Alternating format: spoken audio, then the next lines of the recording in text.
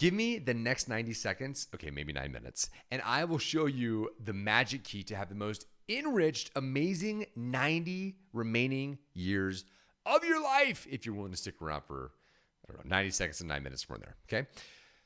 All right, so what are these, or is this magic key that I promise? Well, the secret to connection, lo and behold, is what?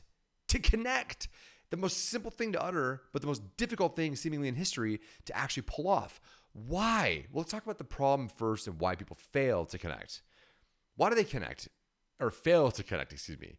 The reason they fail to connect is because you're probably up your own ass with me-itis, I-itis, I did this, I did that, I went there, me.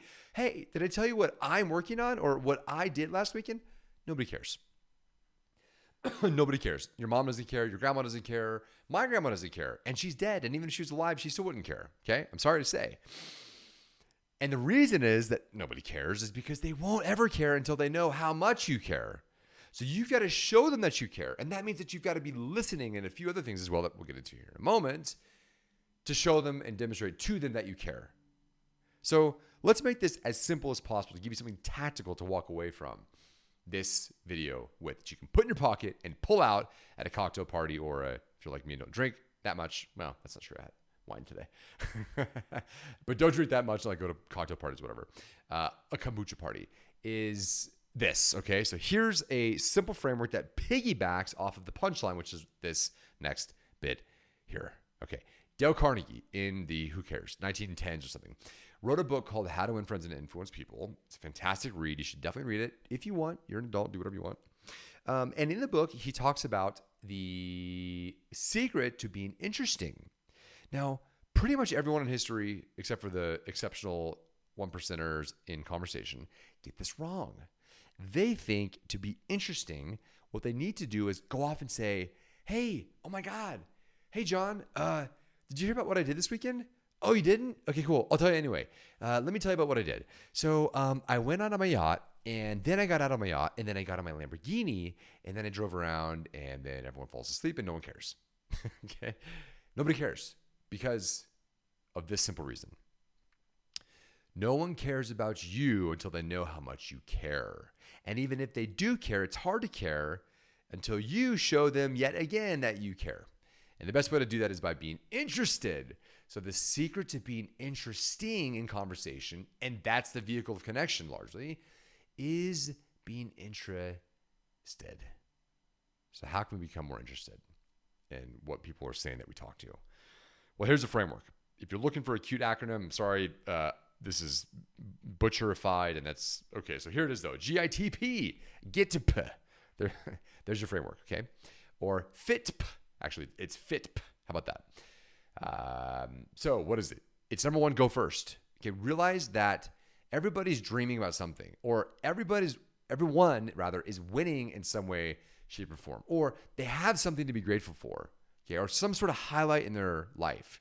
Now, most people want to talk about the lowlights or the things that are, or they're like this.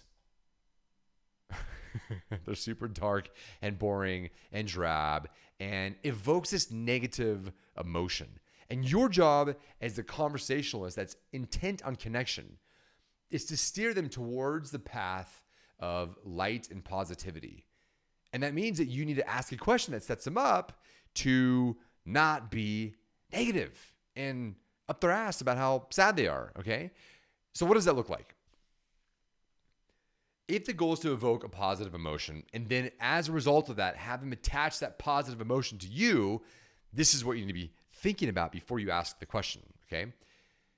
Let's say they went to the Grand Tetons and they went on a hiking excursion, okay? You could ask them something like, oh my God, that must have been scary out there in the woods. Was it scary? Did you get mauled by a bear? Or something like that. Or even worse, they ask a question that's completely inane, like, how was it? Which is just so low calorically expending that the quality of your question is so inane that if they're even half interested in retaining your friendship, they might say, good, had a really great time, it was so fun, blah, blah, blah. Or they're going to say, dude, your question's shit, and I don't want to answer your question.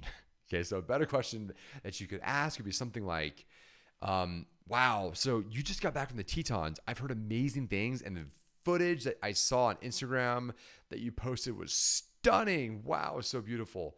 Hey, I'm curious though, what was the highlight of that trip for you?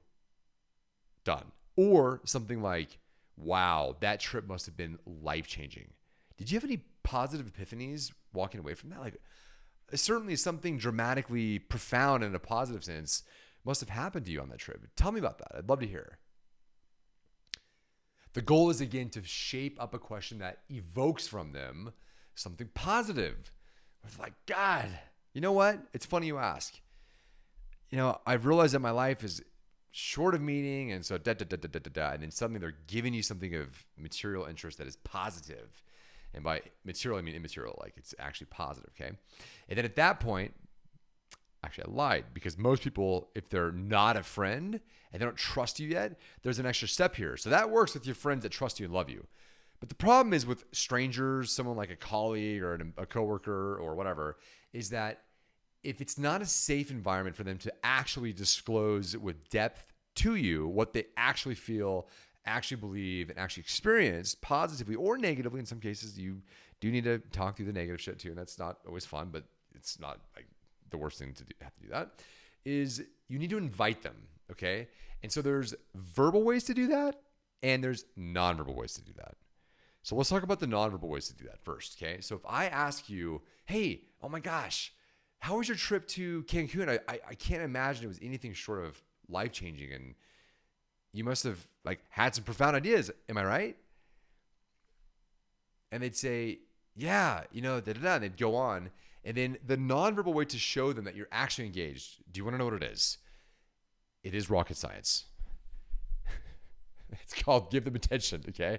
And look at them and be holding eye contact with them to show them that, hey, I'm not opting out of this conversation. I'm focused on you. I'm in the trenches here with you. Okay. So be attentive. Now, Daniel Goleman in the book Science of Social Intelligence, I think, or Emotional Intelligence, one of the damn books. Anyway, Social Intelligence or Emotional Intelligence talks about the formula for rapport. And one of those critical takeaways, keys of rapport, where you create connection, is a warm feeling and attention, okay? Attending to the person.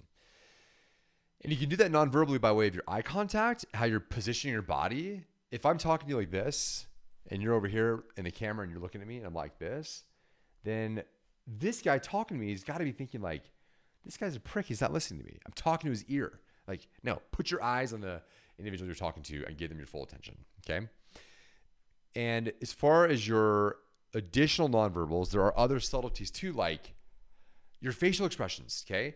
If you're talking to them and they say something profound where you would expect, if you were the speaker, to show a response because you're listening, let's say they said something shocking. And if you just maintain this sort of face here, as they share the shocking news, they're going to think, dude, you look like Jeffrey Dahmer. You're not engaged. Are you checked out? Right?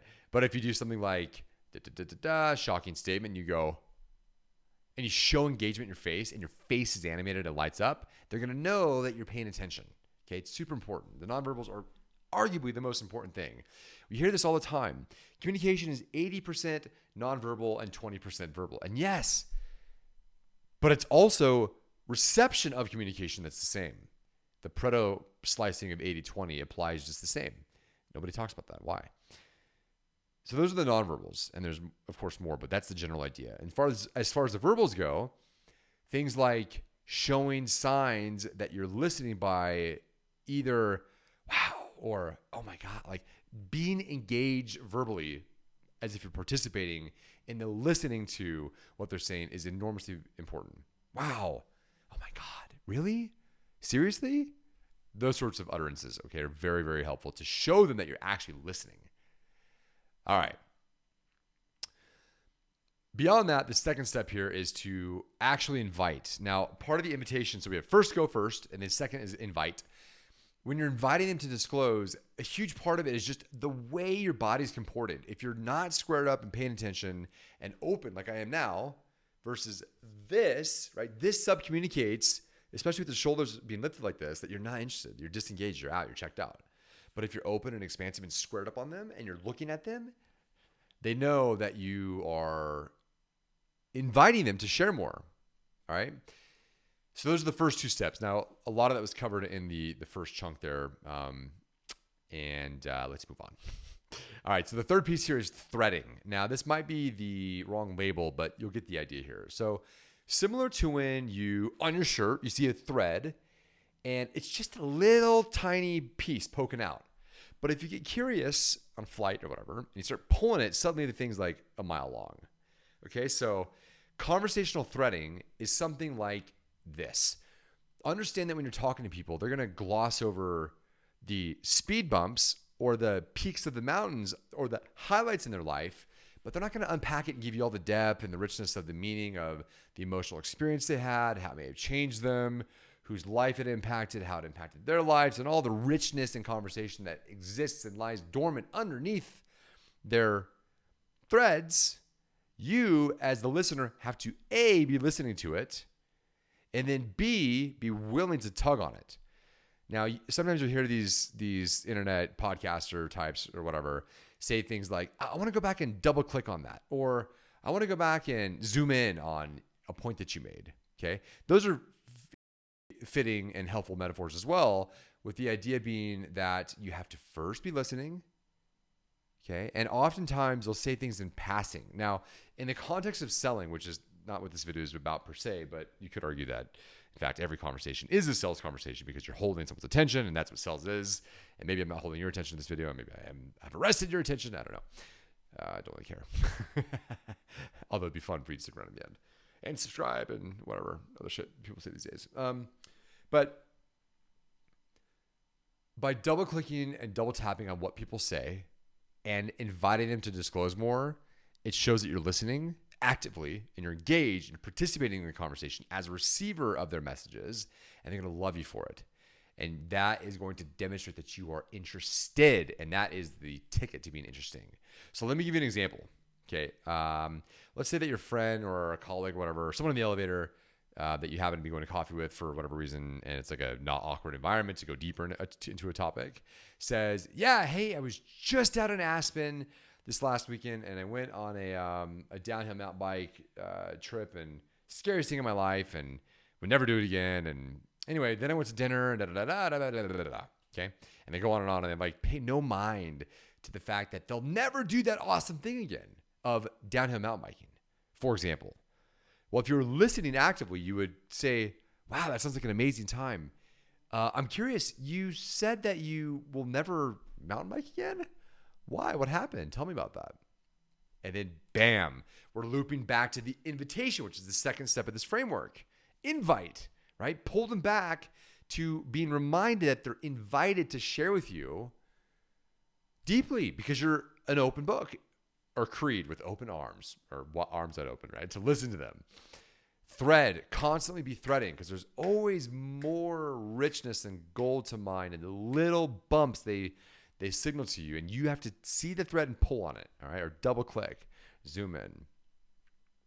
And then lastly, as you're doing that, part of this art of threading is this tactic or this tool of probing. Okay, so how to run out of or never run out of things to say.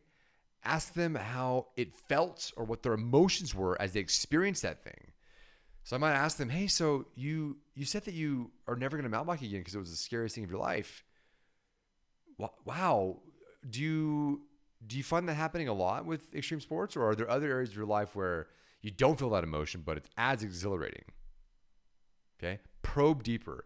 The secret here, again, to recap and land the plane is A, go first, B, invite them to disclose through your verbals and nonverbals, to invite them into the conversation with you being an active participant. 3, look for threads to tug on or little icons to double click on that they'll allude to in passing oftentimes. Okay. And you got to be listening for these things. And then lastly, probe deeper. And that, my friends, is the secret to being interested. And as a bonus, never running out of things to say, or rather to get your participant on the other side of the conversation to disclose and for you to then listen to.